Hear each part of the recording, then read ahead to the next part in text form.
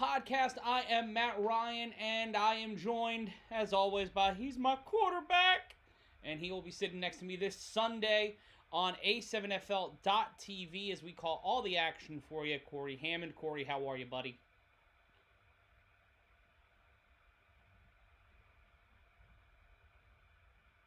Cory, I think you're muted, pal. You're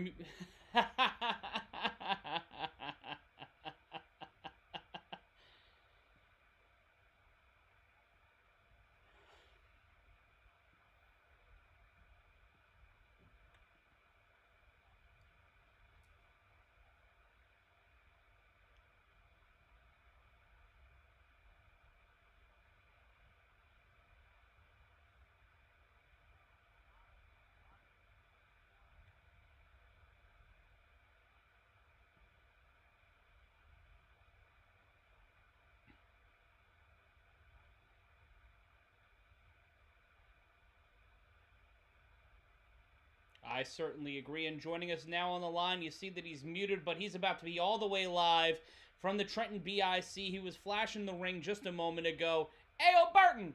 Welcome to the 3-on-1 podcast. We were talking last week about having you on the show, and it is a huge week for you guys. It is a huge week for the BIC as you go up against the Patterson U, a rematch not only of the only loss of your season so far, but you're going up against a team in the Patterson U that was 1 yard away from defeating you for the A7FL championship, as we see big Rob Fabien joining us on the show. I got to get rid of some stuff, but hey, Rob, how are you, buddy?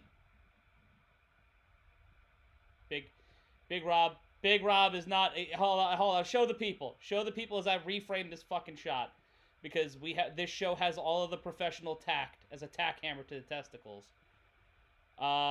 Burton, welcome to the pod, bro. How are you feeling ahead of Sunday, and how are you feeling as Big Rob sets all this shit up?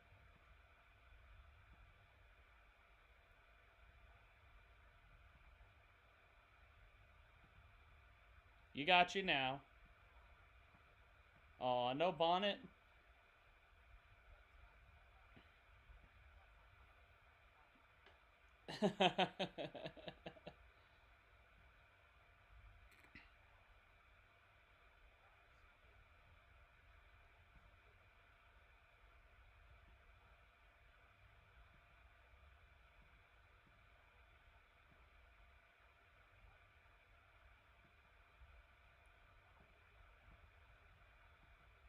Well, why don't you want to say what you want to say? What's in the way of you saying that right here, right now on the podcast, as we are all the way live and you can see it from all the technical. We don't have a fancy studio like the other side of the ball does, where they can actually have people, do stuff for them instead of my happy ass moving around in OBS in front of God and everybody. But we can see you now. We can see you now, boss. What's the thing that you don't want to say? Like, you can't say something like that and then automatically go, I can't do that. I can't say what, you can't half step that. You can, especially in this league. In this league, you go on a Facebook Live, everybody in there is talking straight cash shit. And now on the pod, you can't get political, looking like the motherfucking Unabomber.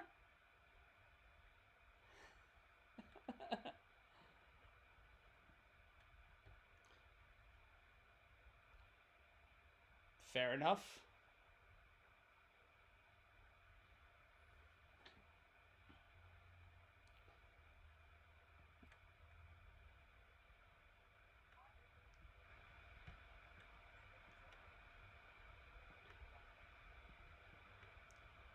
After that, and they got that. They were supposed to do that. That's what they were supposed to do. That's why when some of them guys was walking off the field, they were crying, they were happy, they were excited. They couldn't control their feelings, their emotions. They couldn't even believe it themselves that they beat us. You know what I mean? So coming in Sunday, we're gonna show you guys why we were the champions last year. Yeah. Well, and you said they did what they were supposed to do, and they did, and they I think they built that game plan specifically to combat you guys, and maybe even built their roster after some of the changes that happened right before the season started, to be able to hang, compete, counter some of the things you guys do. But what do you think it was in that first matchup that gave them the edge?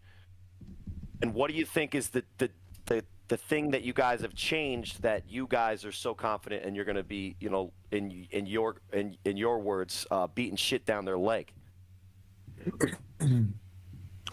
One, I could say we walked into that game saying, "Hey, it's the U." We beat them 3 times last year. We just beat the Watchmen. We just beat the super team that they put together. So hey, let's just walk in this game and just play. And as you can see, we had drop passes. We had Moon taking off when he wanted to take off. We had Opie breaking tackles where it was like 4 of us on him. You know what I mean? Like it was one of those games. So we adjusted to all of that. We switched all of that. I don't think you guys knew, but he said it on a Facebook Live already, so I could say it. Week 1, a quarterback got hurt. First play of the game. He gets hurt. And he didn't get healthy until like week 4, week 5 is when he got healthy. And as you can see now, Scary Sterry is outside. You know what I mean? He's not playing in the games. Well, it's funny you mention that because one of the things that we've been talking about back and forth, whether it's in private conversations, during the games of the weeks, or sometimes on the podcast, is that it looked like Sterry actually had committed more to being a pocket guy. So was it like a kind of like a leg injury, like a movement injury? Yeah. If you see on the first play, if you watch the first play of the Renegades game, after Ashanti takes the first 3-on-1 to the house, sure. We come out on offense. Sterry has to take off to the left. Quarter 2. He gets hit in his leg, and it's like fucked up his hip a little bit. You know what I mean? So okay, so it was a movement injury. So yeah, he really couldn't be mobile. Because if you ask our guys in the stat booth, when we look at what Sterry Codrington has been able to put statistically up, especially in comparison to where the averages of the league are, well, in the Northeast, not in the cartoonish Vegas division where guys get 11 seconds in the pocket to throw. But what Sterry's doing is at an elite level from the passing standpoint. When in his rookie year, it was almost the opposite of what he's been this year, and you're telling me that he's just getting healthy. That's a big difference.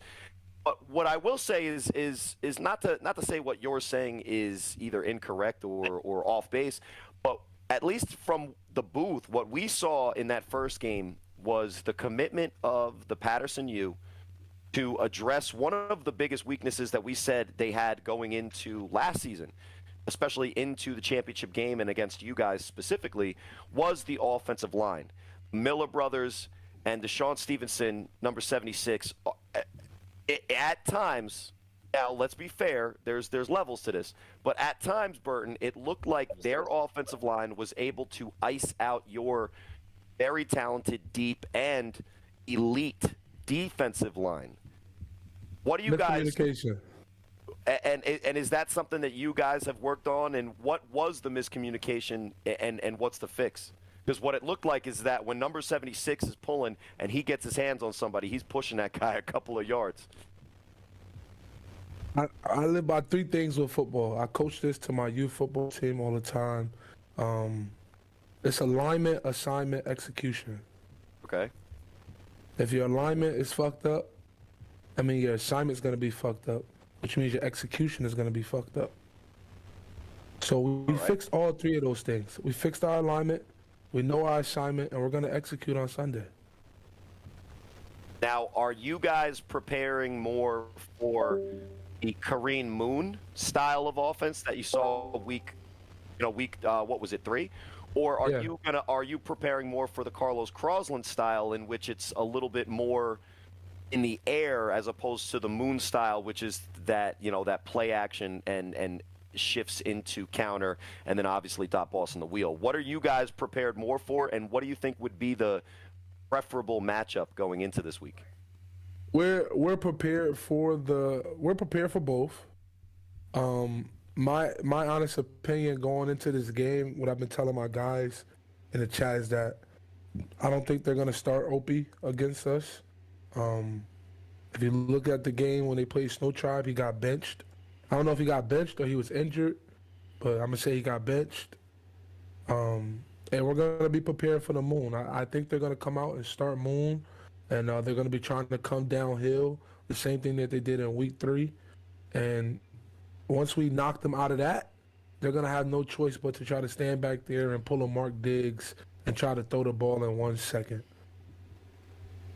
You guys are going to get through that quick on their offensive line?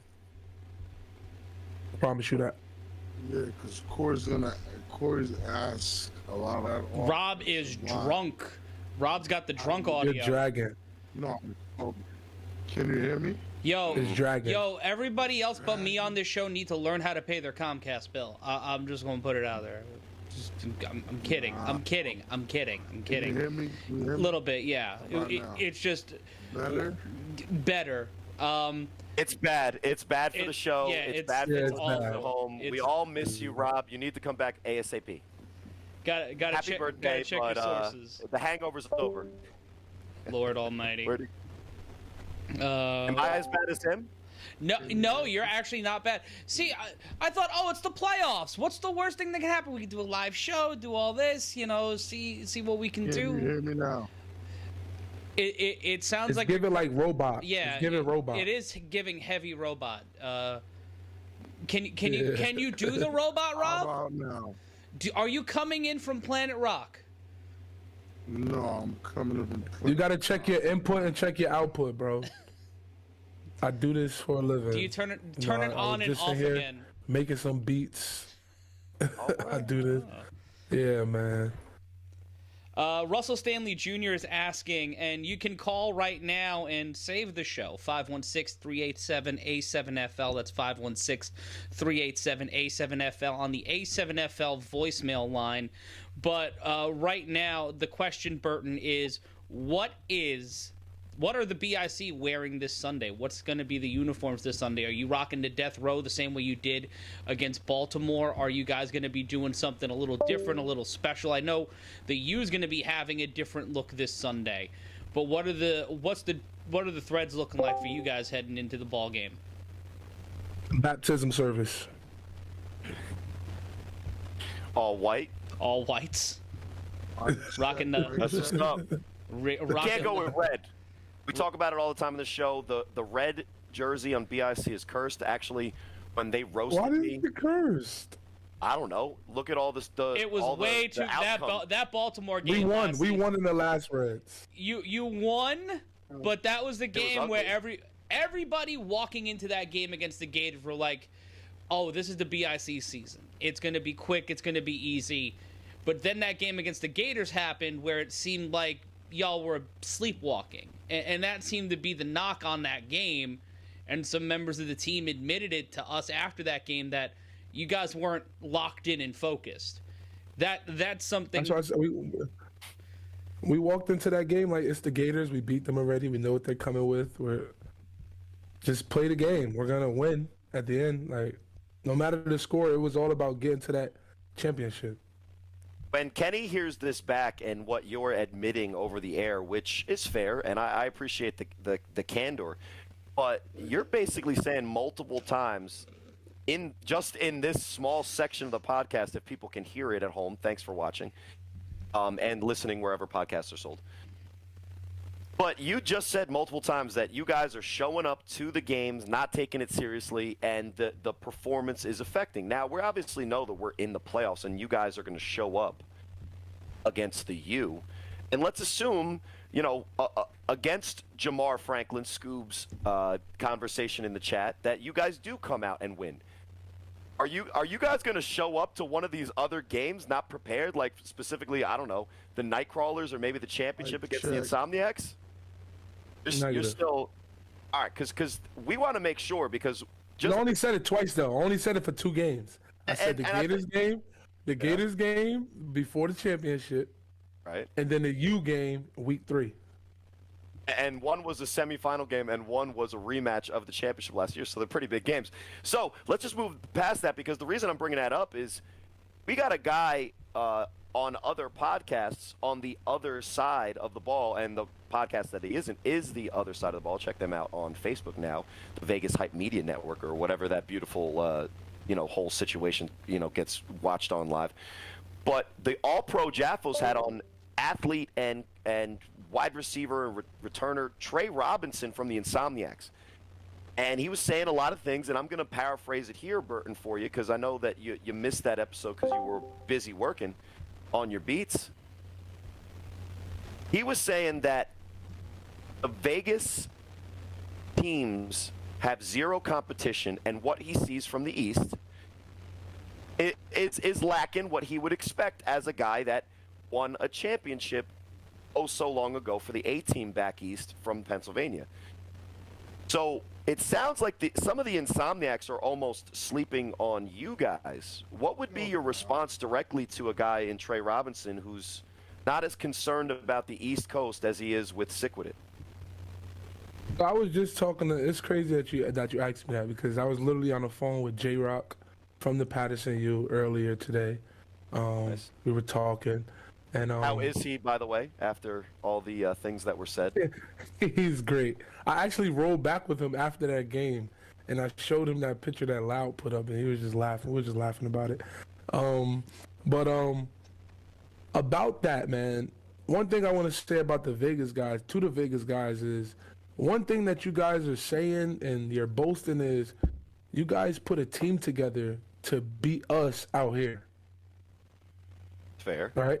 You guys put a team together, right? That's all they keep saying. Every time I listen to a podcast is, we put this team together so we could beat the guys out east. We just want to go play out east. We just want to go play out east. And it's like, us guys out east are not even worrying about you guys because all the competition is over here. All the competition is over here, to be fair. So I'm going to say this. Any team that walks out from the east, whether it's BIC, whether it's the U, whether it's the Watchmen, whether it's the Nightcrawlers, are going to win the championship. You guys are not ready. You guys never had nobody stand across from you and have 40 guys on the sideline sound like in a stadium when any play goes crazy. You guys never had that. You guys never had anybody come on your 50-yard line, stand across from you, and bark at you. You guys never had that. You guys don't know what that feel like. You guys don't know what that intimidation feels like. So you guys are talking over there. You guys are hyping yourself up, and you guys don't play anybody. Everybody else over there is trash. I blame Sick With It. I blame Sick With It for the Insomniacs talking crazy like this. You guys were up 2 touchdowns, and you didn't finish the game. Now these guys are talking crazy and saying that they're the best. And I'm going to blame you guys, too, on the 3-on-1, putting them at #1 in the nation. These guys are going crazy right now. Burton, they showed up to all their games, so they didn't take anybody lightly. You self-admittedly took the U lightly a little bit, but you get that revenge this weekend. But did you get a chance to see the Sick With It Force game at 10 p.m.? I'm not done with it. I'm not done with it. I'm at 19. I think it's 19-6. Force is up. Now, based on what you've seen, I don't know if you know I don't want to, spoilers or anything, right? Are you okay knowing what happens? Yeah, tell me what happens. I don't care. Sick With It pulls it out at the end, and for all of the struggles that they had early in that game, they were able to put it together and kind of play at the level offensively and defensively that we kind of expected going into that game. But based on what you saw, at least from that game, oh, Cory, you playing a weird game today. That's a bailout, but okay, I'll let you finish. I'm letting him be the one that says the thing. I'm just the conduit for his comment. Nah, you say a lot, then ask a question. Go yes. ahead. Yeah, just ask the question. It's called setting the stage. You don't even need to set it up. Just ask the question.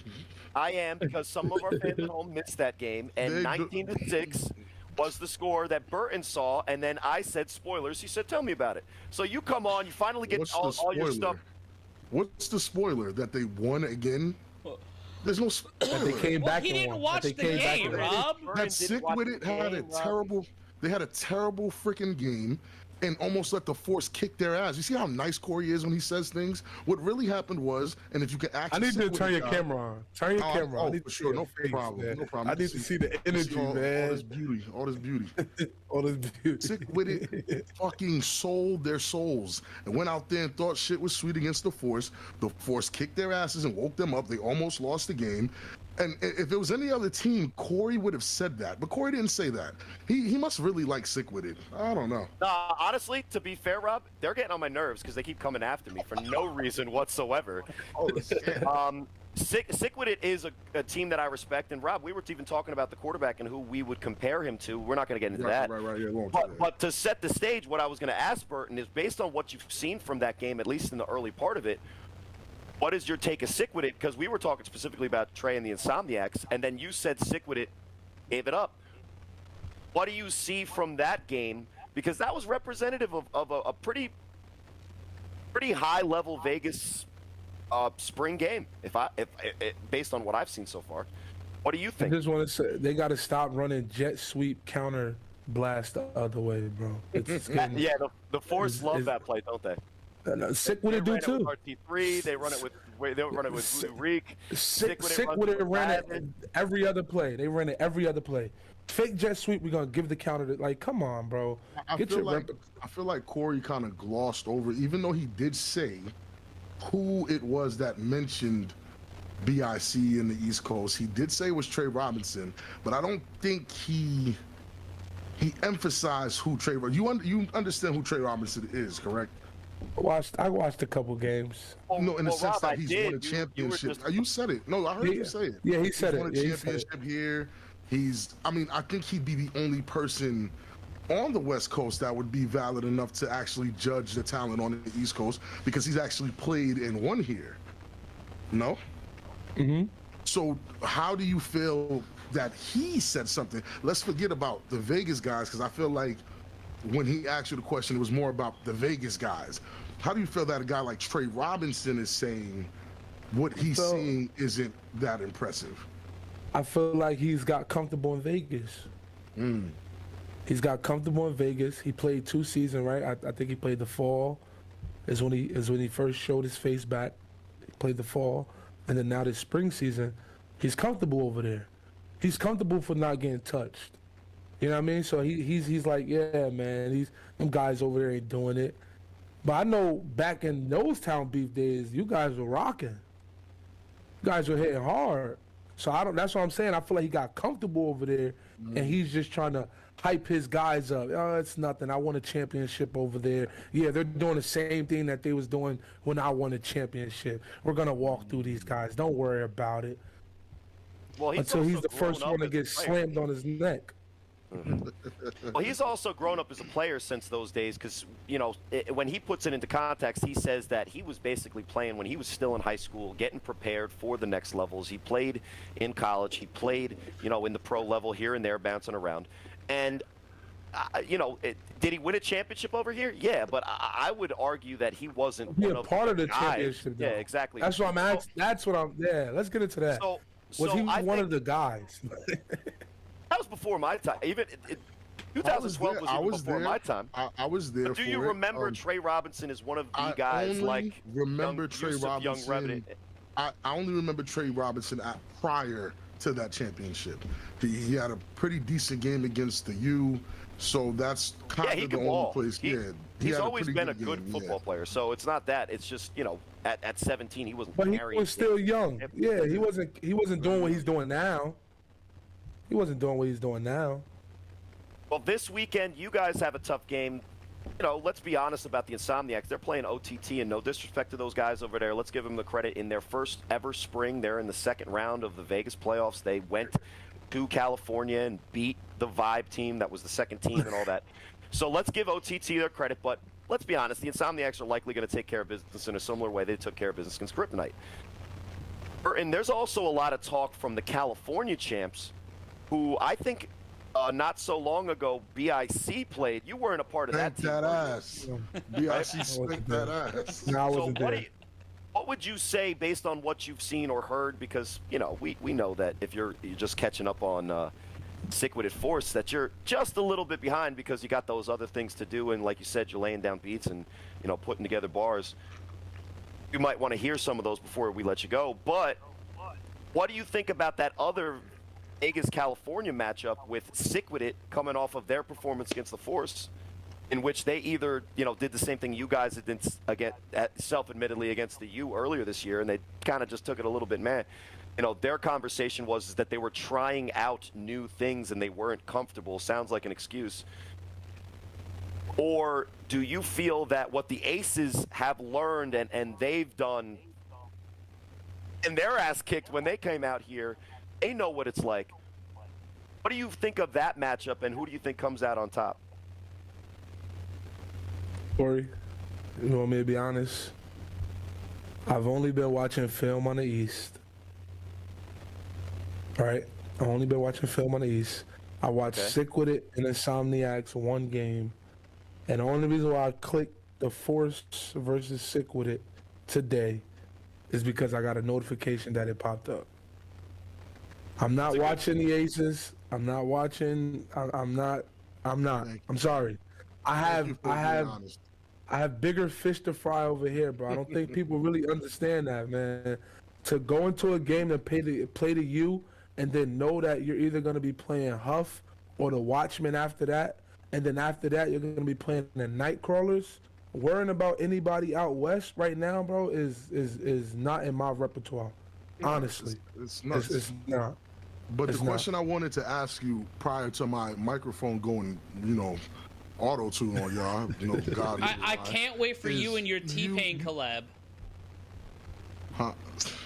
You said this time against the U things will be different. I watched that first game and I was a little disappointed in your performance. We talked about it. I thought you got bullied by those big boys up front. And I'm asking you directly, what are you gonna do differently if those same guys come out to try to put hands on you like they did in the first game? Got a poster of number 72. And I got a poster. No, you're laughing. Oh, I got a poster of number 72, and I got a picture of number 58. Because those are the only two people that I was battling. And I taped that to I coach 13U football here in Patterson. Okay. I taped that to our lineman bags since we lost. Okay. Wow. So you want the smoke? You looking forward to this rematch? Shit. Yeah. So I had my girl, bro. I watched the game, right? We watched the game together. For her to keep hearing Big Rob, them guys are putting hands on that D-line. Them guys are bullying that D-line, and she's laying next to me like, I know you ain't gonna keep letting this man say that about you. So I have my own coach when I get home. Huh? When this was taking place, did you have the bonnet on? Laying down? I don't know. I'm trying to learn bonnet etiquette. Look at my hair. I got it. I got it starting to The work. bonnet is only for Snow Tribe. Every year, I'm only gonna wear it against Snow Tribe because that's when I first wore it against them. That's tough. I'm only gonna wear it against Snow Tribe. That's my ritual. Tradition. And I think it's important that we put it out there that it was not the brand that we said. It was Louis, right? We don't want to misrepresent my guy. It was a Louis Louis bonnet. Louis. He got in trouble from Louis. They were like, "Hey, hold up, those guys are saying the wrong thing." They say you didn't tell them who was sponsoring you. I mean, I said it was a thunderstorm before we went out, so I didn't get time to tell them. So yeah. I mean, that's on you. 2 questions before we leave. Cory's going to ask the question we always ask here on the podcast, but when you see Tampa, you have 2 challenges ahead of you if you get through this Sunday. And I want to know your prediction for Sunday. But if you had the choice to play Baltimore or Tampa first, because if the Renegades pull the upset, it's the upset of the year. A lot of people are counting the Renegades. Pardon me, the Animals. Sorry, it's been a very long day. The Animals. I find it hard to count Huffables. The Huffables. It's hard to count Quattrell Huffing out. It is hard to. It's very difficult to do that. There are very few times this year where he's been made to be human. But when you see Baltimore and you see Tampa, which one would you rather play first? Because either way, you're walking into a gauntlet. Me personally, I'll say I would want to play the Watchmen to get it out the way. Just to get it out the way. Do you feel like it's something necessary for you guys? You did beat them in the regular season, but it feels like they've gotten into a groove over the last couple of weeks, and it's been a 5-week layoff for you guys. You have not played a full game in over a month since we've had time off for Mother's Day, Memorial Day, and the DC Buzz abdicated their game against you in Week 7. Do you think that you guys will be ready off the ball? Do you think that you guys will be ready to go right into it? Or is there going to be some time? Because you are coming off a game last week against the Snow Tribe where they were on their back heel for a little bit before they finally asserted control and walked in there. Do you think that it'll be you guys will be as good as you were in the playoffs last season, or do you think it'll take you a quarter or two? Matt, you got a dog, right? Certainly do. She's asleep like 5 feet away from me. What does she do when you take too long to take her outside? She starts crying, begging, and looking at me. Yeah, scratching. Yeah, Olive doesn't have that dog in her like you might say about a certain Jimmy Butler or, Timothy's out there, even. I'm gonna say, I thought he had like a pit bull or something. Oh, but like, yeah. You know how you keep the dog in the cage? Yeah, I know. You know how you keep the dog in the cage. It's and Pavlovian. they're beasts to go outside. Yeah. They need to pee. They need to run around. They need to do what they need to do. That's Sounds like what's going on right now. You have the football equivalent of the Zoomies. You're abusing. You're abusing BIC to make sure that they're written. No, I'm just joking. No. You're Ramsey with these dogs so that they're hungry. You guys been abusing us. But not giving you. Go ahead. No games. We had no games. Hey, that's not up to us. I know. Cory Hammond tries. The Boston Omegas played all of our games. Us. But no, yeah, we're itching, man. We're itching. We're fired up. We got a lot of people healthy. Alex Verardi's healthy. John Columbia's healthy. Sterry is 100% healthy. The guys that everybody keep asking for to come outside is going to be outside. Yeah, man, we're ready. I'm gonna say that we're ready, man. We've been sitting for 5 weeks, itching, talking, doing film, meeting up, having conversations. We're ready. Pictures on the wall of the ops. Yeah. Hey, man. Sounds like a good strategy. But down. We just gotta come execute. That's it. We gotta go execute. Before we go to Cory, what's your prediction Sunday? What's going to be on the scoreboard at the end of the game? I told J-Rock and Mims is gonna be 51-21. Damn. Rob, your thoughts on that?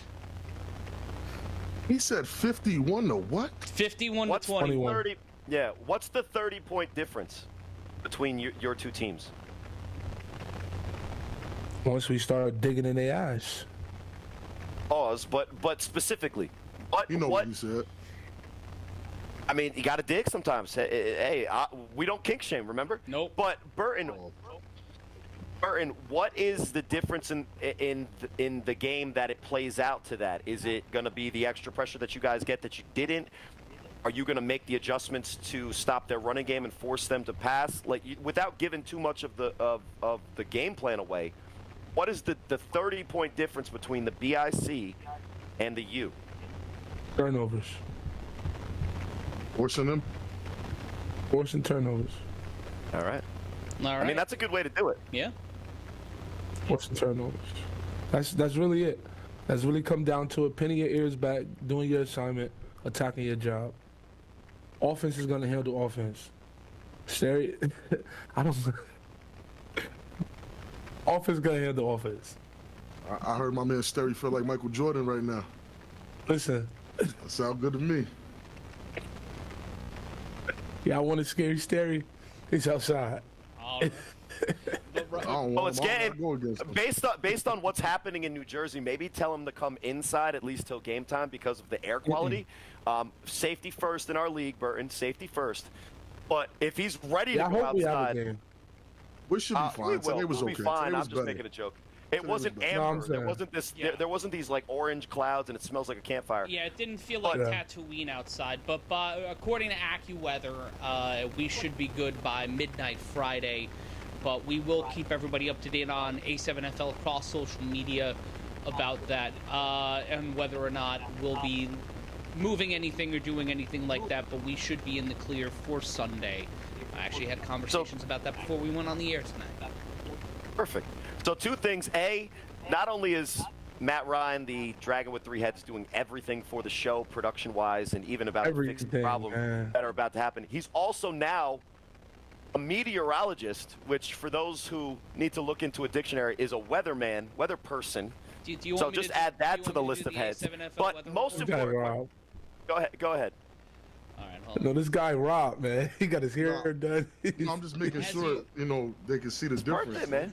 It's his But birthday, as man. we see here Well, on the Oh, weather between map, you and you're an asshole, bro. Yeah. Listen, nobody's risking that conversation with Rob. And how does my sew in look? It's looking pretty nice, right? But tinyurl.com/A7FL merch. That's tinyurl.com/A7FL merch.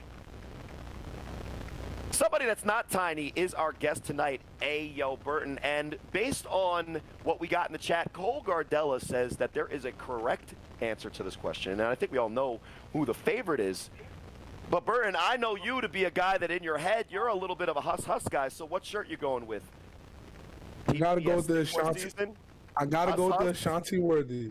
I gotta go with the See? Ashanti Worthy, man. See, I knew it. Everybody gotta comes go. on this show, and every once in a while, someone surprises us. So, Burton, are you Huss, gonna huss. Are you gonna get a chance to show off that huss skill this weekend? I'm locked in on a- on defense, bro. All right, that's fair. But locked in on tinyurl.com/A7FL merch, whether you thought he was going to pick the TBS shirt, the Thick Boy Season shirt, or the Huss, which for a while I feel like Rob has been shut out for too long. We're literally bringing heavy-set guys on the show and asking them to pick a shirt. They're not picking Huss, bro. They're not hussing anybody. Well, but I see Can we do a Burton. poll? Can we do a poll? Can we do a poll? I can do a poll Can we do a right poll? now. Right. Huss. Honestly, I know. How about this? Hold on, wait. It seems recently Huss has been losing, but I'm pretty sure I had a clear lead even before the pickups. I want to know if the people would like me to switch it from Huss to bye because I don't think anybody's Bye winning. bye. Bye bye. We was missing you on Sunday with it. I heard Corey Oh try my- to say it. Wait, Bye bye. When It sounded Matt's like not a there, I 1940s say movie slip, slide, character. touchdown. When Rob's not there, I was doing the bye-byes. But Matt also did a couple good bye-byes, and everybody Yeah, was yeah, leaving yeah. because the scores were completely ridiculous. What is you think is your closest matchup this weekend other than yourselves? What do you think might happen in that Watchmen Animals game before we kick you the hell out of here? Because we already asked the T-shirt question. I think I'm rooting for Huff, man. I know, people might be like, oh, you're crazy, the Watchmen. I'm rooting for Huff. I'm gonna say why is because I asked Buck this when I went live the other day after the games on Sunday. I said, how are you gonna adjust to losing to him all of these years? Like you had to run into Huff every year to get to that next, that semifinals game. And it was Huff to knock you out. Whether he was on the U, or he's with the Animals. You have to see him before you go to semifinals again. So I think Huff got his numbers. So if it's not the Huff and John Goss duel, then I think Huff beat out Buck. Well, Burton, thanks for coming on. Thanks for choosing a shirt. And just to finish the bit, as you pick the Animals to beat the Watchmen, which could be a good game and maybe an upset, tinyurl.com/A7FL merch. You can look like Burton wearing a Huss shirt in size 2X because, why not? There's no reason Can I why you say can't one get a more thing? TBS shirt and an XS. Go ahead. Last thing. I just want to give you guys your flowers right now, bro. I was in. Oh. I came down in the basement. During I think it was the Renegades and the Animals game, like the last 2 minutes, and I just sat back and I just watched you guys really put in work down there. Like all the guys that was down there, talking on the mic, like, "Hey, we're gonna switch to you in 3, 2, 1. We're gonna go here in 50." Like, you guys really do a whole lot in that basement on Sundays to put good content out there to make sure the league is good, you know. And I just wanted to say, yo, keep it up. We gonna be going somewhere soon. I'm gonna go give y'all a little secret. I coached Elijah Burrows. That's Plexico Burrows' son. So I've been talking to Plex. Oh damn. So just know some things are. The rich get Just richer. know. Just know we ain't I swear to God, we ain't if I done. go We need Burrow one more show, of I'm these, fighting man. somebody. For you guys that's in Vegas, if your ring ain't from Herff Jones, it ain't official, man. Ball brawl chips. Fuera! It ain't official, man. If it ain't from Herff Jones, baby. And Mr. Mack, you ain't the only one coaching kids. I've been doing it for 10 years, brother. You ain't the only one. I got a chip for coaching. Got a chip for playing. We do work out here on the East. We ain't no slouches, bro. We ain't no slouches. See you guys Sunday, man. It's gonna be a good one. That's A.O. Burton from BIC, making it very clear that this Sunday that they are back and they are going to emphatically defend their A7FL championship. And guys, we have the voicemail line. You can call into that right now at 516-387-A7FL. That's 516-387-A7FL. We have a few. Would you like to hear some? Of course. All right, let's hit it up on the. We got one here. Hold on. Somebody said, hold on, wait. Let me clear something up because somebody in the chat just said Big Rob Butler. Let's just make sure they see it. Hold on, Matt. Can you see it? This is mine. Okay? This is mine. Just be clear. Now everybody needs to get nice about this inspected front. before they're on camera at this point if they have long hair. So you started a trend, Rob, just like we did with the net points. I don't know if this is going to be good for the league. People are going to be looking at dudes' hairlines, and pineapple emojis are never going to look the same on the live chat. So let's hear from our fans that decided to call in. All right, this one's first from the 908 area code. Get up money back in blood. Why they do that? Why they do that? That is Carnell Wafter. I believe. K-Wack, why you do Eastwick Soul. that? That's hilarious. And we've got one here that is 3 minutes long. Do we want to play the 3-minute long one? Let's let it wander until it's just unacceptable to keep going. But hey, I mean, it could be. There's certain people on this show that talk for 7 minutes at a time, and I sometimes think that those people have got great points. He's the people, by the way. The good old vet, Jay Boogie here, 51 in the program, number 1 in your heart. What's up to the whole podcast crew? Real quick, a couple of quick hitters.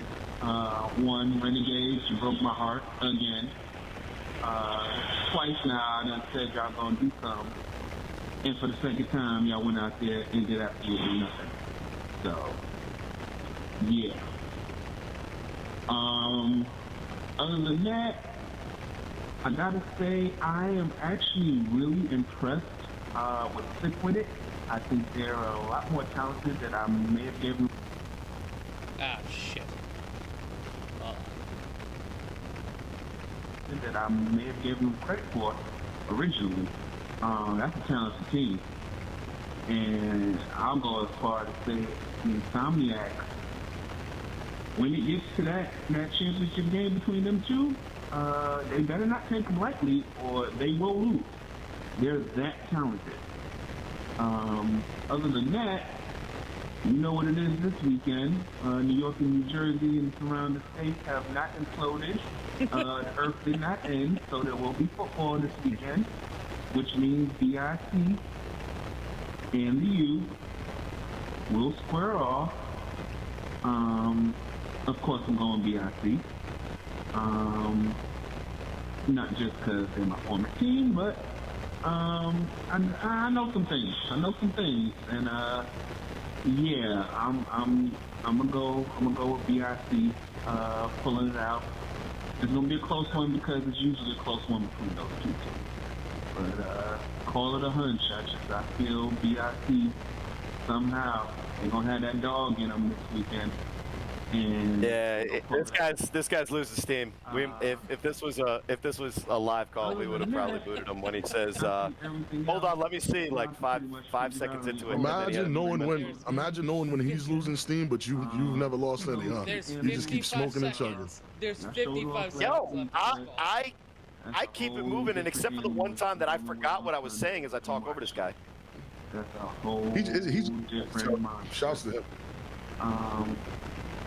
But you know what? In the long run, it's going to be good for you. The experience is going to be good for you going into next season. You guys are going to be that much more battle tested going through this and going through this process. And I don't expect y'all to lay down. I expect them to go out there and put up a good showing for themselves. But them watching in a serious business, so we shall see. I mean, that's why we play the games, right? Good luck to everybody. Stay healthy, stay safe, and I will be watching. All right. We have another one here from the 813 area code that is only 30 seconds, and it's someone from Florida. Man, listen. The Tampa Bay Nightcrawlers got a game Sunday, and the last game we played them, they won because of special teams. And we won on the second half. Orlando Orange won the second half of that game. We will have our additions to this game, so don't count us out. Y'all being very disrespectful, just automatically thinking and assuming that the Nightcrawlers is going to beat us on Sunday. Stay tuned, because we ready to shock the world. And that's Devon Gray, more likely than not. He didn't say who it was, but I could almost guarantee that an Otav Orange member making their words known to the podcast listening public of the A7FL community. It's Devon Gray, the quarterback athlete for down there. And hey, if he Matt, shocks the world, good for him. Please save that as a receipt, Matt. Oh, yeah, I would love to talk about this receipt. Rob, some receipts you don't save. Sometimes when you go to CVS and you just grab a real quick drink, you throw that receipt right in the trash because it means nothing. So until that receipt is something, it means nothing because we already know how that game's going to go. As much as Devon Gray is wishing for this to be his moment to get back into the spotlight, it's not going to be unless some miracle happens, and good luck. And speaking of luck, we have someone here who plays with a guy named Luck, and he's one of the most decorated players in the history of the A7FL. Kareem Moon joining us here on the program. How you doing, boss? What's up, man? What's going on? Nothing much. Thanks for joining us on as it gets late on a Thursday night. First question, how do you feel coming out of Sunday against the Snow Tribe? What are the things you saw that worked well for the team and some things you guys may need to shore up against the BIC this Sunday?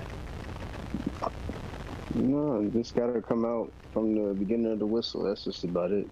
Stop playing around with our food and just go right attack it. That's just about it.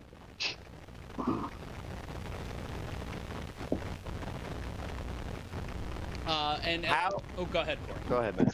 No, go ahead. Well, I was going to say, how are you guys approaching this game? Because last year, obviously, was probably at least a driving factor or a driving force in the first matchup against these guys where you got the revenge from last year. And we talk about it all the time. I actually talk about it all the time, is that last year you guys, yes, you lost to those guys, but it wasn't by a wide margin each game. And this season, came out, you basically punched BIC up in the mouth, and you capped it off with another great play in the long list of great plays in your career in this league. And anybody who's not necessarily familiar with the guy who we're talking to's resume, read up, because you're looking dumb now. What is your guys' mindset heading into this rematch? Because we just got off the phone talking with A.O. Burton, and as much as you know Burton, you know that he wasn't holding back. His conversation with us is that they took you guys lightly first game, and that's not going to happen this time. What do you guys see as you're getting prepared for this rematch? We're just gonna come out and play football, play youth football, and take what they give us. It's just about it. That's basically what we did last year. We took what they gave us and played ball. We capitalized on what we needed to. We had a big turnover in the red zone on them. We started fumbling the ball at the goal line, and we just, you know what I mean, finished off at the end. That's just about it. Now, what do you say to the folks that think that win was pure luck? Man, it's any given Sunday, man. Ain't no such thing as luck, bro. We played the game 4 quarters down to the last whistle. What are you talking about? So you think Lightning can strike twice? You think you could beat them again? Hey, I do. I definitely do. It's football. Best 7 out there, and we're gonna play football. It's just about it. BIC is coming in very confident for something, even after losing to you guys, and it was a tough loss. If you heard what Burton said, you know, he had to deal with it while he was laying in the bed with his girl. So it was a pretty tough loss against y'all. They're coming in this very confident, and Burton said, and I quote, "We're going to beat shit down their leg," end quote. I thought you were going to say the other quote, which was not repeatable. No, yeah, nah, you're not doing that, man. You're not going. I watched it. I listened. Okay. He's showing his little ring off, his little two finger rings. Whatever he got, I don't care. His one ring from BIC and the other one, I don't know what the ring is. He was coaching it for kids, I think. Oh, so I should wear all my rings that I got too, but I'm not gonna do that. Well, you're I mean, if we had rings from back then, humble. yeah, you know that, I am. But nah, listen, man. He can say what he want to say. He gonna come out and talk his shit, just like the rest of the team is gonna come out and talk this shit. So we gonna play football 4 quarters, and we gonna come out on top. That's just about it. Some of the conversation going into the beginning of the season, based on the roster moves that were happening, whether it was the first departure and then the second, kind of like half commit, everybody was really, ready, including our show, to kind of, start pushing you guys to the side a little bit. Start saying that, the U are getting towards that time. These are all older guys, blah, blah, blah. And just like in the NFL, when everybody was ready to count out the Patriots and then Tom Brady, it's like, yeah, there's a reason why you guys have been successful for so long, and the reason why me and Rob are talking and not at that championship level still. Rob just left you guys. Yeah, mind your tongue, young man. You're the one who says it every time that you were going to lose. You knew you were going to lose to BIC. So, you eat that. Well, maybe not, because I'm good.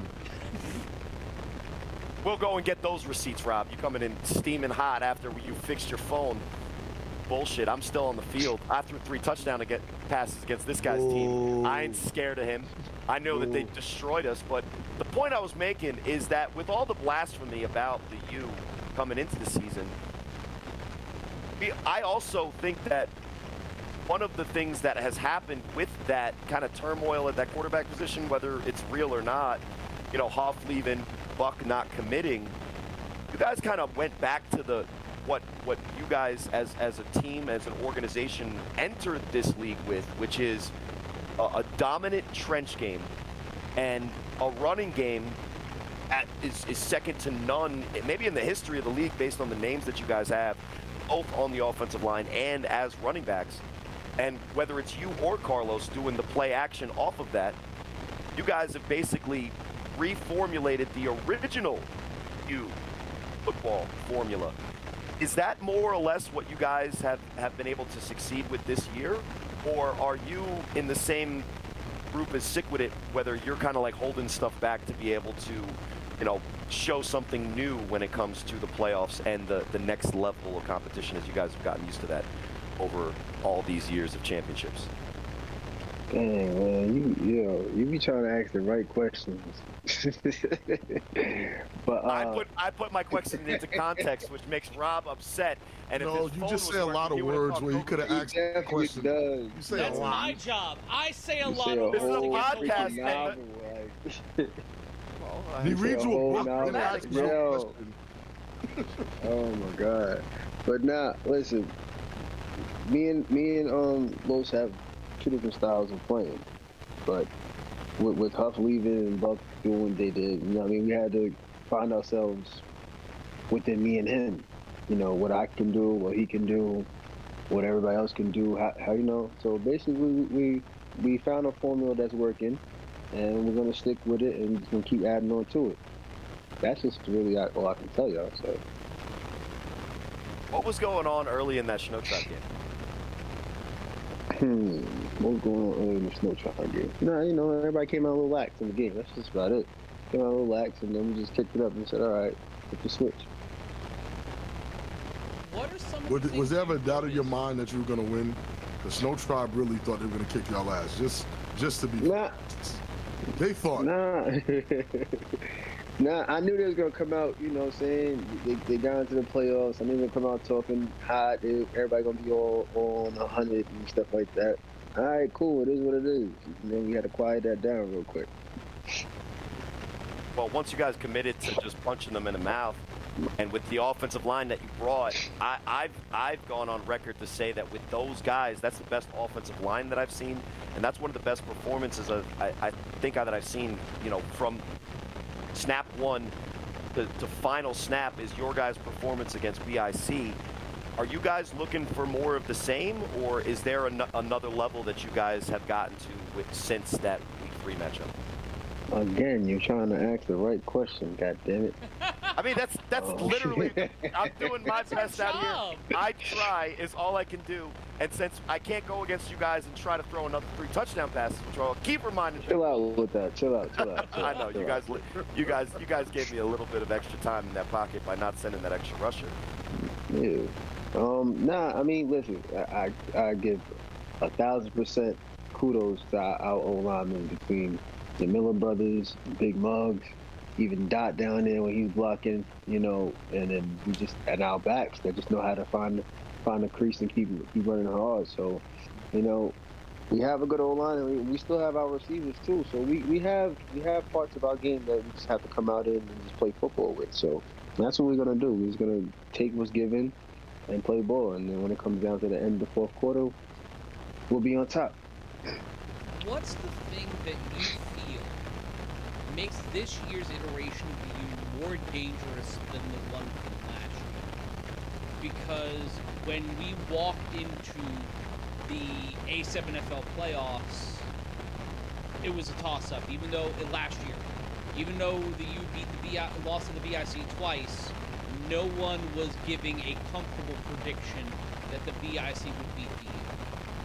You got the win in the regular season, but what are the things that make you more dangerous now in the playoffs to go up against, not only to beat the BIC, but go up against the Watchmen, get that back in blood, and then travel to Ohio to play most likely the Nightcrawlers? Like, what's that main difference? It's just like a different switch flip now. It's playoff time. I know we started slow against No Tribes. It's playoff time, and we know what BIC did to us last year. They beat us 3 times last year, right? So, you know, we got a little payback for them. It is what it is. And then the Watchmen, yeah, I had a very bad game that game against them, so I not take that. But like I said, now it's just a different season. It's either win or go home. So everybody's on a different type of timing, and we're gonna come out and play football. All right, so based on everything that was happening, not just on the field against the Snow Tribe, but more specifically, Moon, in the chat, as it was probably the most important thing happening during your guys' game. What has the team said to J-Rock, and what is your take on the... Yo, I was just about to say that too. I keep going, my man J-Rock. That's his hair. I stood right next to him like, yo, his hair grew. You know what I'm saying? Nah, that's his hair. Stop playing with my man. Like, I can't be That's what I said. his hair. That's what I said on the podcast. Even people be trying to get on my joint, like my hair is extensions, you know, like this is all my hair right here. Like this is all me. Like if I pull it up, you can see my joint. That's all my hair. Rob started this, and it was his birthday. Oh, so yo. You know what I'm saying? But even Rob is now getting his hairline checked out constantly because he had to make the statement up. And I'll show you. You know, mine is looking real natural. Real natural. Moon, so. to be fair, all I said was, how did J-Rock's hair get so long? That's what he needs to not gatekeep. I would like to know. I'm growing locks. I just wanted to know. Then they called him J-Rock Butler, and it went crazy. That's just because we had his hair, but That's what happens when you retwist your hair. You know, after you retwist your hair with dreads, it's gonna be longer. Like, I don't know what's wrong with you. I got braids. I don't do the dreads yet. I got braids. You got braids for a minute too. Hey, if I tell you the last time I cut my hair, y'all be crazy. Y'all think I'm crazy. I believe it. I don't think I've ever seen you with a low cut. And you've been, I've played against you. I've played with you. Never seen you with a low cut, ever. Last haircut I got was 2000. The year 2000? Yeah, May of 2000. Last haircut I got. 3 years. Yeah, How are you not like jumping rope with it? Nah, I trim it down. I let it get to a certain level. I got you. Yeah. I thought it has not been cut ever. Oh, you. All right. Nah. I trim my shit down.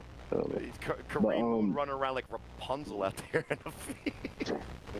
It's part of the Actually, dude from BRC, the first game this year, he pulled my hair on the long run where Psycho got hurt. Okay. Yes, yeah, and technically, I think pulled my hair. When that happened, we said it's technically part of the uniform too. So I mean. Nah, yeah, I know. I've been tackled once by my hair. Once. I wanted to fight, but other than that, no. Well, I'm deciding what to do with this. As my wife is like, all right, it's too much, but it's getting to a length where I'm about to start getting it twisted and getting braids and other conversations and we talk about do-rag Cory here. I'm gonna have to ask if it's even allowed by the official gatekeeper of the do-rag in the A7FL, which is silky smooth. That's too many moves. That's what I'm saying. He's on, and we'll talk about myself because I already said the 3 touchdowns twice. I can't even talk about myself anymore. What does it mean to you this season? Because Rob hates that I talk about it all the time, but it does mean something, at least to some of our fans that have gotten used to you off equals you. But before there was a Huff, before there was that, there was always a Moon. What does this season mean to you? And I know you're a humble guy, and I know it's not about that, but I always talk about how Huff is the greatest quarterback of all time in our league. I would say that, if not you're up there in the greatest performers, the greatest players of all time, especially when it comes down to clutch performances. So now that you've had this regular season and you're into this playoff push where, guys that have been playing in this league as long as we have, you gotta take every one of these moments for what it is. It's one of the last moments approaching whatever the eventual end is. What do you look at this season, and how does it rank in the seasons as you've gotten a chance to kind of get that revenge season back, the extra motivation losing to BIC when you probably could have won? I just want to win. And that's why I tell my team, I just want to win and go home. That's it. Every game has been, I just want to win and go home. That's it. That's it. That's all I want to do. Just win and go home. Play ball, have fun, win and go home. Shake hands and call it a day. You know what I'm saying? That's all it is. So it really doesn't mean necessarily more or less, or you're starting to get a little fatigue, or because I know the competitor you are, you're always trying to win. We read the roster sheet, last year and this year, we're here to win a championship. We get that. But what does it mean I'm definitely old. I'm old. I'm old. So I mean, some things I be hearing Big Rob saying how many gears I got. That's what I mean. I got like 4 or 5. I still got 5. You still got 5? I got 5. Is that 6th one that's...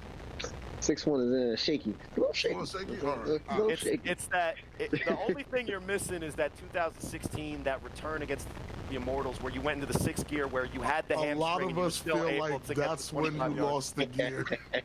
A lot of us feel like that might have been it right he still had the gear. I got it. All right, listen, let me paint this picture for you. I gotta understand. One, I have a fully torn quad in my right leg. Right now, I had that since. No, I had that since 2010. Oh God. I tore my quad in 2010, and then I rehabbed it myself. I didn't go to the hospital. Rehabbed myself, worked the leg out, Then I went back to training. I trained with Parisi Speed School. Ran the 4.3 after that. After that return, I think the next season in semi-pro, I tore my hamstring in the same leg. So I'm missing 2 muscles in the same leg. No surgery, nothing. So, but I got over that though.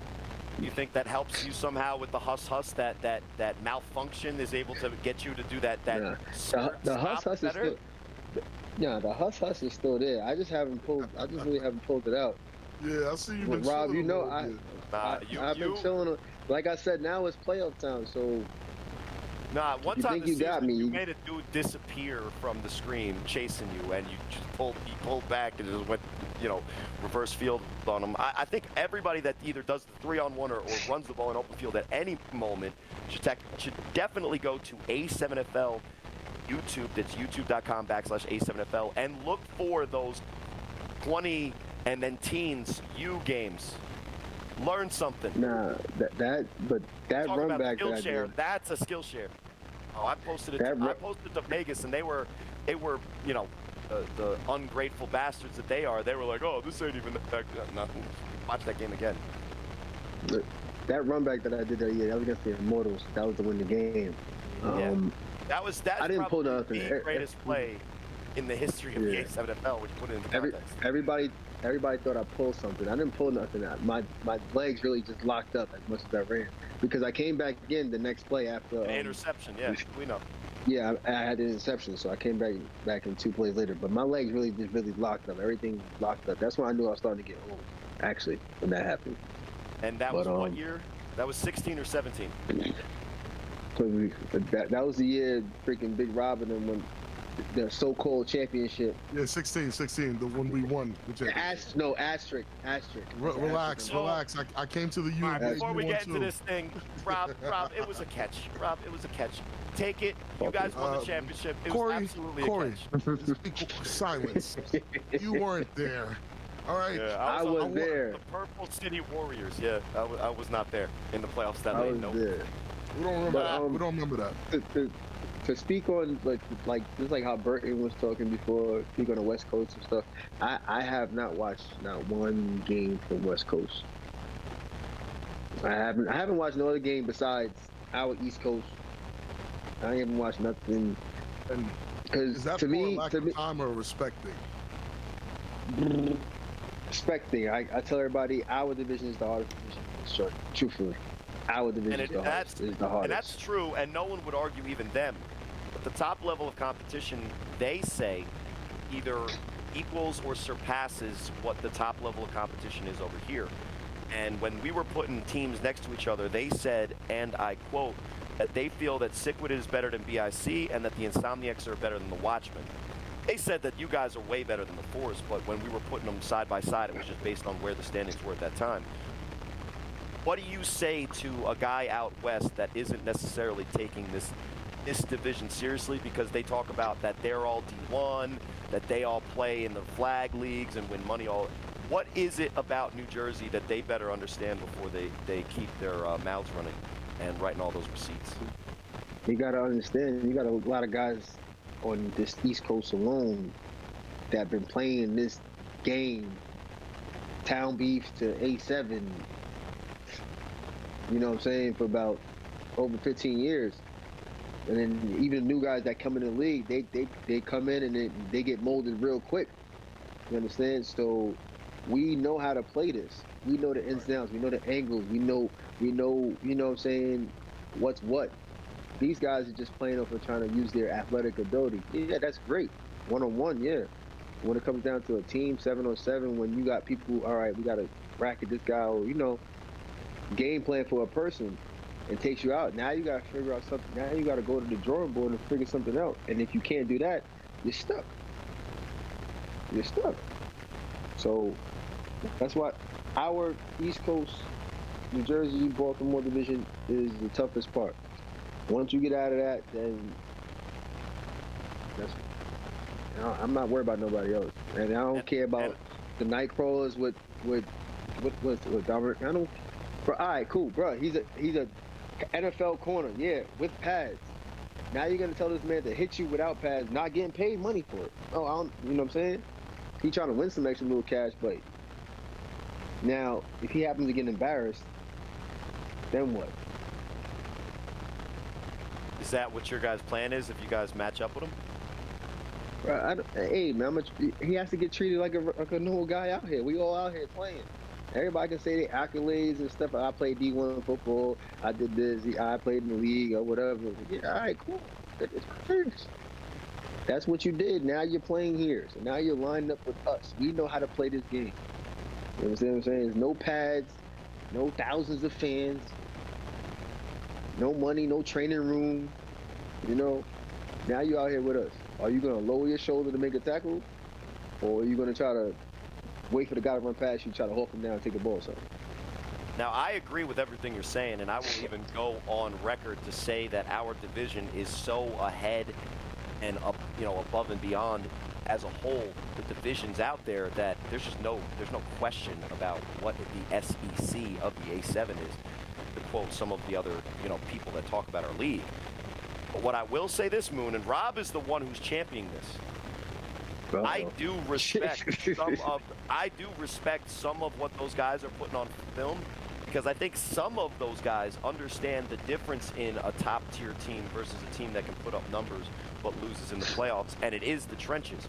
Now, based on what you guys brought as an offensive line and what you guys have always brought as a defensive line, including the natural hair on J-Rock's head, I know that you guys are ready. But what I will say this is I will not – come on. It's supposed to be a funny show, too. But what I will say is do not sleep on the top-end talent in Vegas. And just as seriously as you take everybody out here, when it comes to it, if it comes to it, because I think you guys do have the toughest road, you guys have one of the toughest teams. If it comes to it, when it comes to it, make sure that you guys are headed to Arizona prepared, if that is the next team on your schedule.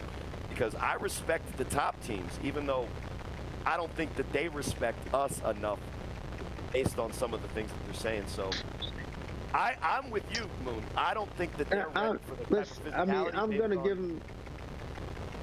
gonna give them their respect. Yeah, they're playing in the league. All right, they're doing what they're doing. But now, when it comes time to line up against guys who've been playing this league long enough, just like when we had Florida come and Vegas come the last couple of years. What happened? yeah, drink that, yeah. I'm saying, like, what happened? It tastes like, that good if we're talking about a drink. That went down. Because that dude, what's his name? LaRon Gray, the quarterback from what team he played? Devon Gray. I think he's actually in the chat. I'm looking at the chat right now. Devon, are you in there? I don't care if he's in here or not. He was talking hella smoke before he got up here. And what happened? I don't know how many points we put up against him, but like 77. Bro. And then last year, what happened with the Force against BRC? Yeah. 62-19. Like what happened? Like, come on now, you going against guys who played this game a couple of years already, and years. You know what I'm saying? We know what's going on here. Y'all can come up here with all that speed, all that stuff like that.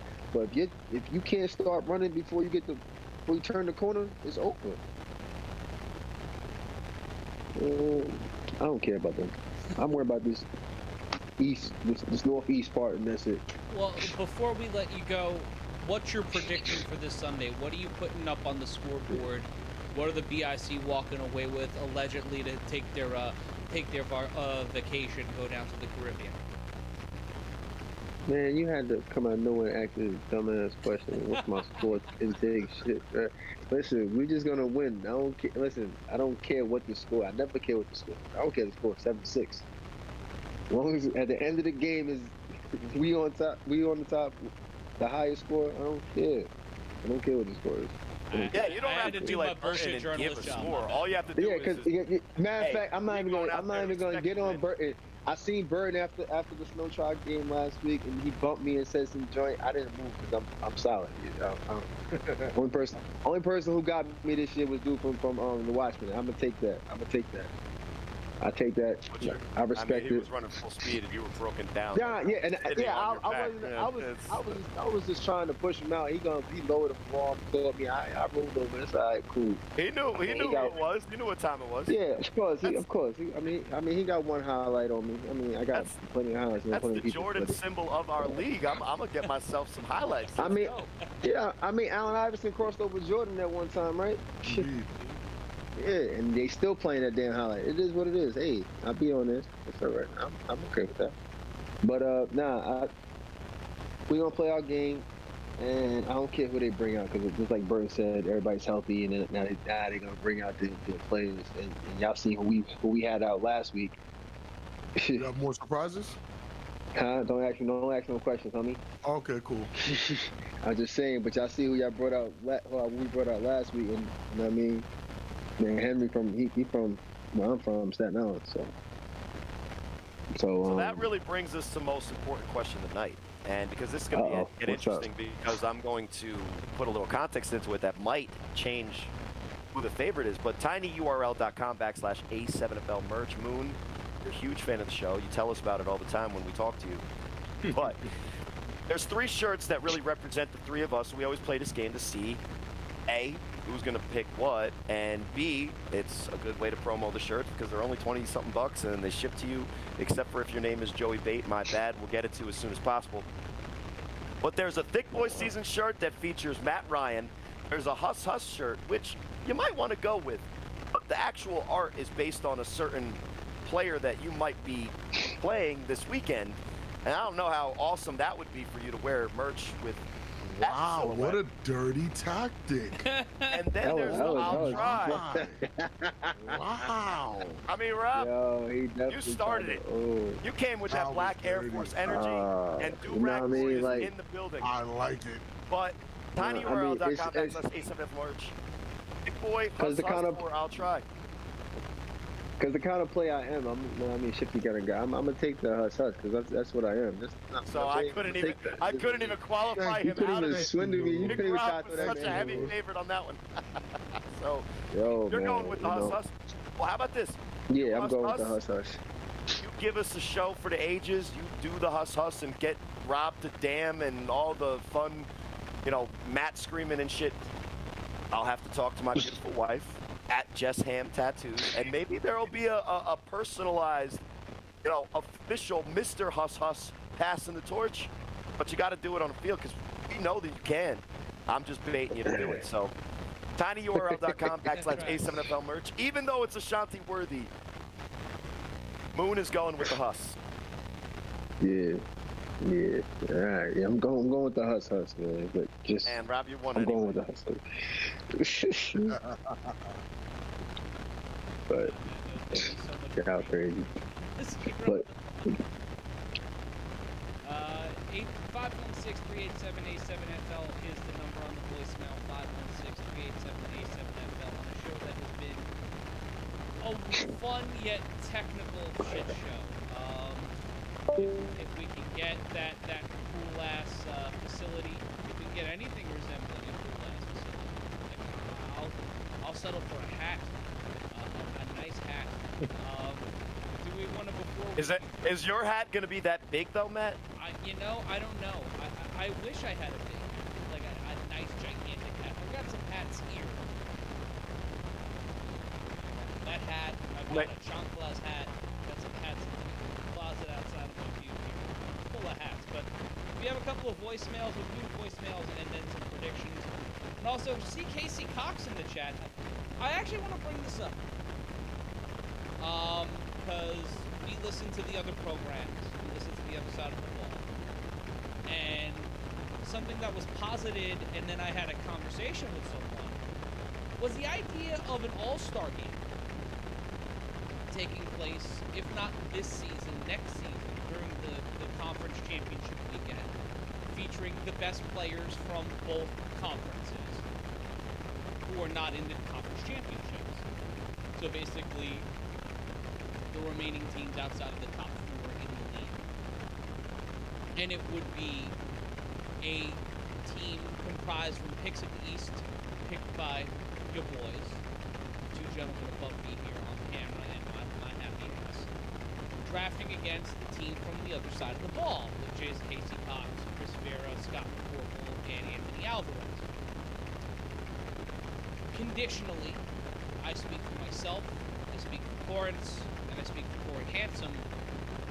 We welcome the challenge, and much like fellow Brooklyn Knight and Carney Al Davis, we have a commitment to excellence.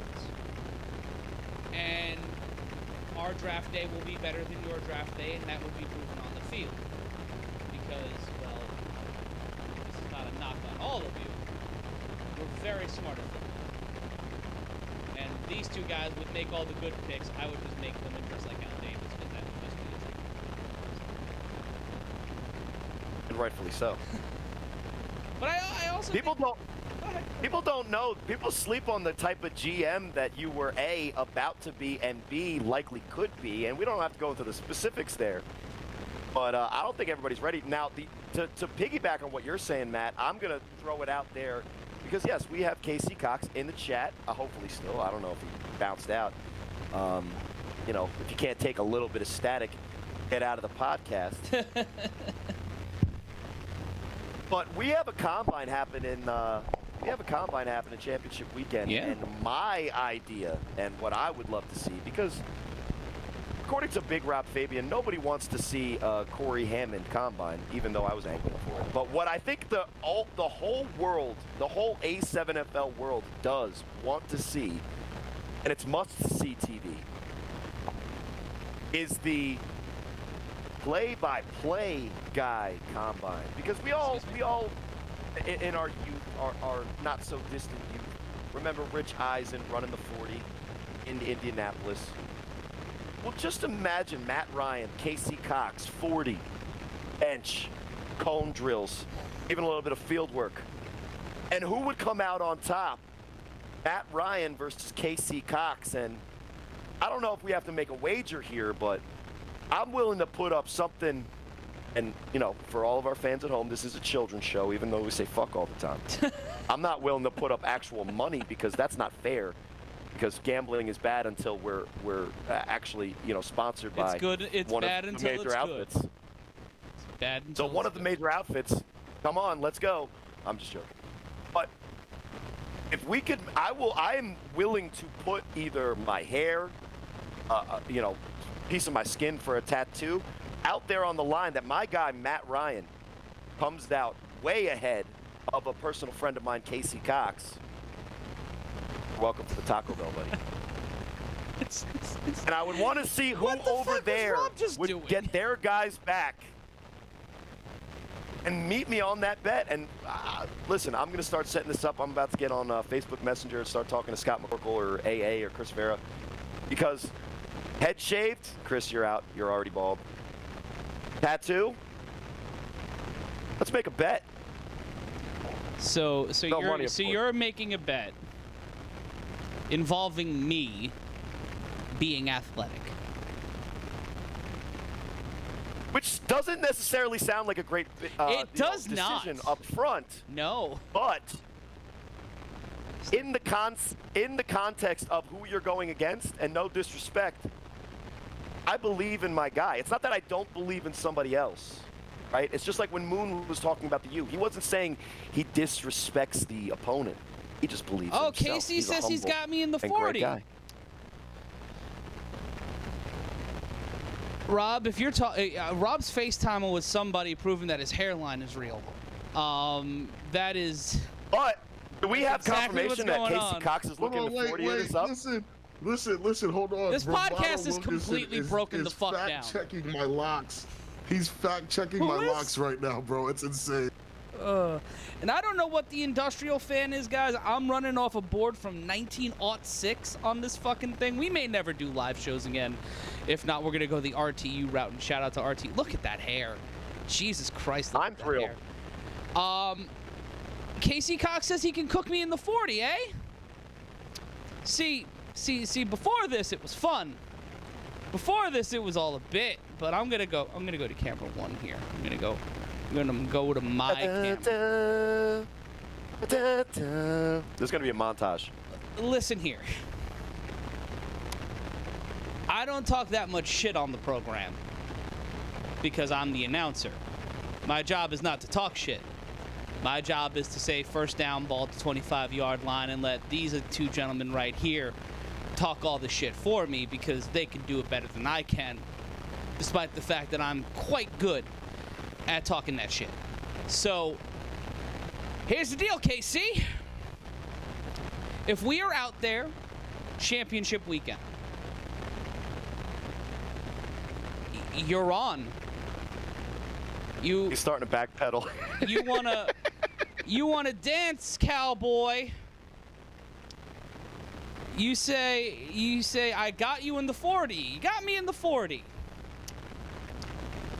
I may not look it, but I'm fast for a fat man. I may not look it, but I was actually a baseball player in high school. I may not look it, but I've blown out my knee. I've blown out my ankle. But I can catch. I can throw a football pretty decently. So, Casey, you have until next Wednesday on the Other Side of the Ball podcast to come up with terms. We here on the 3-on-1 podcast will come up with our own terms. And we will compete. Athletically, football-y. We could do a spelling bee. We could do a dance-off. We can do any. It's going to be 40. It's going to be reps on the bench, and it's going to be a cone drill. And if one of you gets the edge in the 40, then you got to show the strength. And if it's tied after that, then you got to show the agility. Oh, and there's going to be a wager. No, please no. So not only does Casey Cox, all right, we'll come up with terms. We'll do the 40. We'll do a drill. We'll do a football drill, and then we'll do something else. 3 feats of athletic apparel, athletic prowess. But apparel too. There will be apparel involved. tinyurl.com/A7FL merch. But I also need. Not only does Casey Cox have to go over there, but I need one of the guys from the other side of the ball, and preferably a former athlete, which singles out just one guy. And it's not Scott McCorkle, because that's a fake name. I'm talking straight to the Viking himself. And he's a D lineman, I'm a quarterback. You know, maybe it would be a better matchup against Rob because they go head-to-head. I never have anything to say to a defensive lineman except for ouch. But who's got KC's back? Because I got Matt's. Rob with the still in Dread Talk right now. He's still in Lock Talk. He's got his own podcast going on now called Lock Talk. Right now we're making a stand here as a show, Robert, as a podcast. We are He started it with the J-Rock thing. Together. Now he will forever. And now you are in mid-conversation protecting your hairline instead of your co-host. I thought we were friends. I thought you'd have my back. You'd be saying, like, let's go, Matt. Giving me... Matt, I got your back. I got your back. I don't think Casey's legs are long enough to really run a 40 at the same speed that you could run it. Hey, wow. Come on. Cory's a gunslinger. He still plays. I'm not doing any combine drills because no matter how good I look in Vegas, I'm not doing anything. No, you don't have to do nothing. You just got to get your guys back because it's just what we're putting on the table is just Matt, just KC, head-to-head collision course. Anthony Wilkinson said Arizona. Cory runs a 7 flat 40. I will race him in a 20. And here's what I'll do. I will smoke him. Here's what I'll do. If the weather, if the air's not poisoned tomorrow, I will time a 40. I'll do a 40, and I'll time it. And I'll keep running a 40. Do your 40, and we'll work with you to get it from point A to point beating Casey Cox's ass in Arizona. All right. I'm proud of myself. Because at the end of the day, it's all for fun, and we can compare many things. Hold on. Casey Cox just said he runs a sub 540. He runs a 4-point-something 40. I don't know if he knows what that means, but it's not true. I need video evidence now. And on that note, you guys want to do some voicemails, or you guys want to get out of here? One voicemail. All right. I K-Wack don't know. in Whatever the you chat. want to do. Whatever you want to do. K-Wack You said 4-9. No. Whatever you want to do, buddy. K-Wack saying, Matt busting right now. Why you do that, Matt? Why you do that? Let's go to the voicemails. Hey guys, hi Corey, hi Big Rob, hi Matt. This is Mama Wack, and I just want to call in and say, this Sunday the U stands for under. They going under the dirt. Ooh, Mama Wack. Why you do that, Mama Wack? Why you do that? Is Mama Wack the receipts this week? Mama Wack, Yes. there's the receipts this week. And do we want to do predictions now, or do we want to do them on game day? Predictions right now. All right, I so ain't scared. look, I'm gonna pull it up here on the screen. We'll do the games of the week first. 1 o'clock. Orange. Everybody's checking Rob's hair. Check his shoes right now. High top black Air Forces with the Velcro not done. It's just hanging there on the side. You came with that energy. I appreciate it. It's been a He great thinks show he other can than hit the a static. 4.9540. Up 540. That is not possible. Makai KC Becton don't, bro. and a KC don't run no damn 540. sub 5. KC, stop lying. You, KC, record it right now. 40 Post it feet. on the Vegas. Man, record it right now. Post it on the Vegas page. 40 feet, which translates to 13 yards. Yeah, you're getting up under sub 5 seconds on that. Or if you mean under sub 5 minutes on a 40, because you got to smoke a cigarette maybe in between, absolutely. But 5 seconds below, KC, I'm gonna be fair, man. If it's 6 something, I'll be. He impressed. thinks he can run a 4.95. Bro. There's no way It's been a KC while. It's been a help while. my resume if I said But I had 3 4.95, stolen bases in high I school? think. I stole home once. I might be Willie Mays Hayes, guys. You don't know. Yeah. KC Man, has I don't no think clue. you're breaking 5 either, but. Oh no! I got Fuck your no! back. If 5.5's a win for me, 5.5's a win. Like if I can get 5.5, I'm running in vans basically. I don't own running. KC shoes. runs a 6.2. Matt runs a 5.7, and I believe it. That I run a 7.9. I would take like a Buck. 5.7. For my size, for my knees, Right. I would take that You as take a the win. Yeah, You I'd take the win. like Corinne Moon said, a win is a win. I don't give a fuck about the Right. score as long as I win. But talking about winning, Nightcrawlers and Orange, Rob, who you got? Nightcrawlers. Nightcrawlers. Let's not waste time. Sorry, Nightcrawler. Devon Gray. BICU. I have to stick with what I've been saying the entire season. I think BIC is the favorite to win the chip.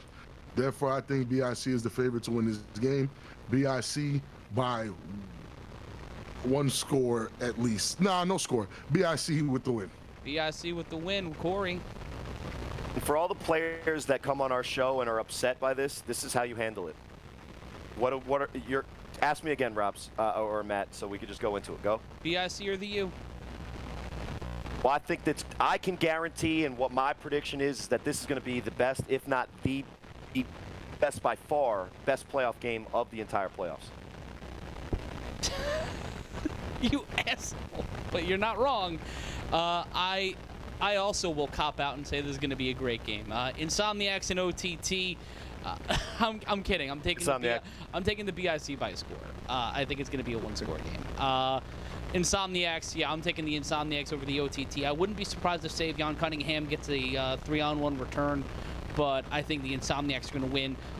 Rob, you picking the OTT? You and G Herd ride or die? Insomniacs. Please sign me up for an Insomniacs jersey, please and thank you. So Are you getting Nightmare X, or are you going to get my guy Bridges, who was all over the field on defense? I'll get a Mac jersey. There. Our other 4 o'clock games: the Watchmen versus the Animals. Rob, Watchmen or Animals? Okay. Very interesting game. Oh, buddy. My brain is telling me Watchmen, My heart is telling me animals, but I'm going with the Watchmen. Cory. No cop out on this. I just think that of all the teams we talk about consistently, the one team that we should probably talk about a little bit more is the Watchmen because how good they are. Funny, though, when you're not on film because you'd rather not drive than be front and center in the league, sometimes you get put in the back. But they win. Nice. I'm going to hashtag watch this. It's hard to bet against Quattro Huffin, but for me, this Watchmen team is way too talented. It's way too built. And if we see Boog Ace out there and he plays a whole game, this Animals defense won't know what to do. I think Quattro Huffin keeps it close, but I have Baltimore coming down here for the Eastern Conference Championship. The Ohio Conference Championship is this Sunday. I feel like we're all taking the chaos of the heist. And our final game of the day, which should be an interesting one, Sickwit going up against the Aces. I have the Sickwit. I think Geary and company and Lavish T will do more than what's necessary to send LA back a little unhappy through the desert. Yeah, sick with it, O's though. They know what they did. They know how bad they looked in the first damn near 4 full quarters of that game against the Force. The sick with it need to come out on Sunday and dismantle the Aces. That's the only way they can earn that respect back. So I'm going sick with it. I actually kind of sit on the other side of that fence, Rob, because I think instead of saying that Sickwit's bad based on what they did, I think the Force are better than what we gave them credit for. We're even going into that game where, to be clear, our show felt like that was going to be a close game and a game to watch.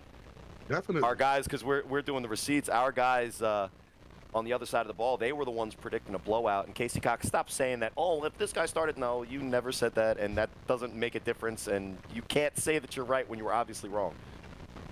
But I think that game was more about the Force showing that how much they improved over the course of the season and how they had a couple of matchups that actually were pretty comparable for Sickwit. And I think Sickwit is that kind of team that even though they faced some adversity, I think that was good for them, guys. I think that based on all of the ass kickings that both of those top teams have been given out, it's nice that they actually faced the actual opponent and played an actual game to kind of find out who they were when the chips were down. And shout-outs to Mark Gray, who, you know, Lavish T was on the All-Pro Jaffos. He said that the halftime speech that their coach, Mark Gray, gave kind of recentered and refocused Sickwit, and they were able to rise to the occasion and come back in that game against a tough team. The Aces lost to the weaker Force last year.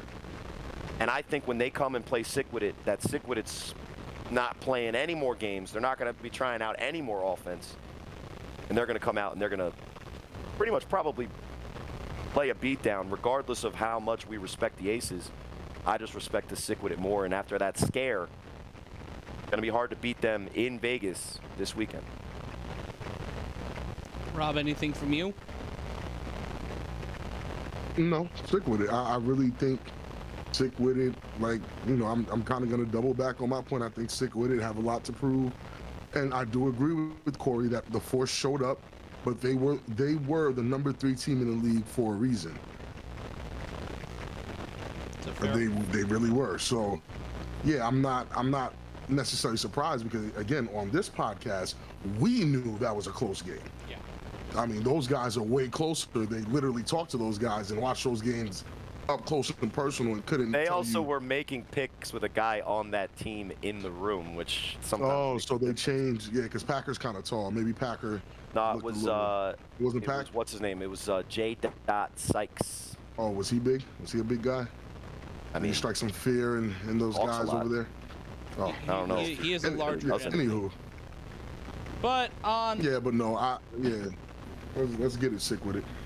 On that note, we'll be live on A7FL.TV coming to you from Florida at 1 o'clock. At 4 p.m., we'll be in Asbury Park, and at 7 o'clock, we'll be bringing you the first of 2 games out in Las Vegas. You may hear us on Fox 5.2. You may hear KC, A-Dub, and the Vikings, Scott McCorkle. But for Big Rob Fabien, for all of our guests tonight, Corrine Moon, and Ayo, Big Bert, Little Bert. a.k.a. Bonnet Burton.